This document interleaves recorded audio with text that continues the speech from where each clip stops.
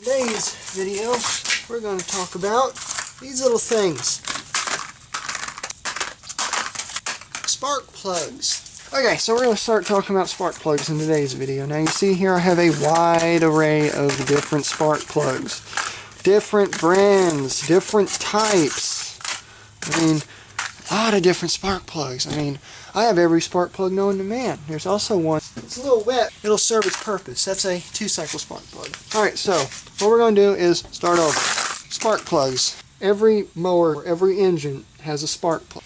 Doesn't matter what kind you use. If you use a Champion, if you use a Bosch, if you use a NGK, if you use Oregon, if you use Denso, it doesn't matter what kind of spark plug you use, as long as you use the right one. Now, a lot of power equipment people will recognize this spark plug as the Champion RC12YC. Yes, my glove is ripped, so you know what that means. The gloves are coming off for this video, because I have cheap gloves that tend to rip all it. So, this is your standard RC12YC spark plug. Now, there's two different types of motors. Well, this is for a overhead valve engine. Let me show you a overhead valve engine. This is a overhead valve engine. You can see it says OHV on the front of it. This is on a Troy-Bilt push mower. The other type of engine is a flathead engine. This is a little 3-horse Briggs on an edger. So now that you've seen the difference, now you know the difference in the spark plugs. This is a long one and this is a short one. What's the difference? Well, an overhead valve engine, valves are over the head, so you need a longer spark plug to reach the combustion chamber. If you use too long a spark plug, you'll end up having the piston slap the end of the spark plug, and that's never good. Different motors call for different gaps. If you've seen my massive 20-minute video on fixing a push mower, you'll notice that I gapped a spark plug at 20 thousandths. This is a gap gauge. This is how you use a gap gauge. This spark plug, an RC12YC, is factory gapped at 30 thousandths. Alright. Now it's probably gapped at 20 thousandths because it fell. Nope, still at 30.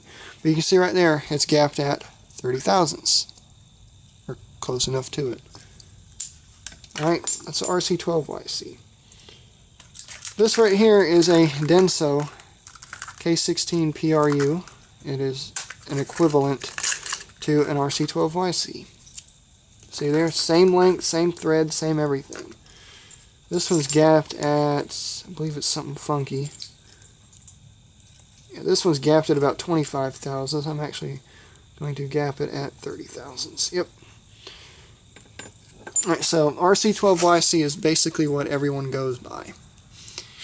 And you can cross-reference them over to any spark plug you want. Like I said, this is a Denso U-Groove. They're good spark plugs. And there's that little cap at. And we'll talk about NGK and all of them. A spark plug really is a spark plug. Now, there's different heat ranges. You see this has a 16 in it, and this has a 12 in it. RC12YC is standard heat, and this is a standard heat spark plug. That means the spark temperature, alright? These are all resistor spark plugs that I'm talking about. That's too technical to talk about, alright? So now what we're going to do is, well, why am I putting this one up? We're going to compare a flathead spark plug to a overhead valve spark. So this is Bosch Super Start spark plug. It's, even though it says J17LM, that's the reason I got this so cheap, is because they labeled it wrong. But this is in one of them retail packages that I can't stand. I actually need this spark plug for something. Now, where's my overkill cutters?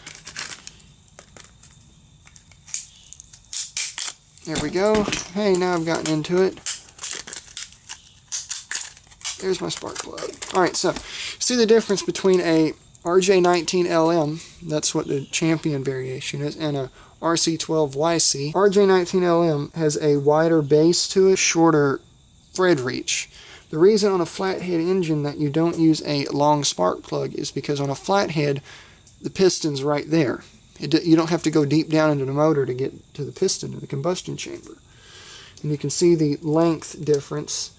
And also on a long spark plug, the shank is a 5/8.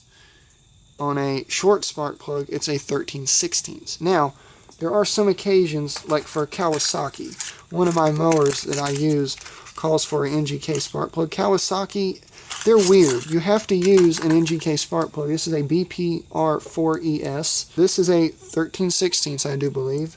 It's not a 5/8. So as you see here, this NGK spark plug is a hair shorter than RC12YC.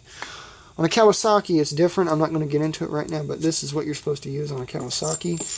And I don't know what these are gapped at. 30 thousandths, which is what a Kawasaki calls for. But this is spark plug for a Kawasaki. I don't know the model number off top. It's a FR something, but it's NGK V-Power BPR4ES. And my camera battery is dying, so I'm going to swap it out real quick.